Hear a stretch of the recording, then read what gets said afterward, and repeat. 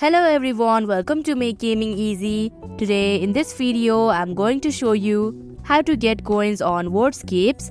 So without any further ado, let's get started. First of all, click on the coins icon in the top right corner. On this page, you can see certain amount of coins with certain amount of money. Now all you have to do is select how many coins you wanna buy. Select one according to your preference. Then on this pop-up menu, tap on Add Credit or Debit Card option.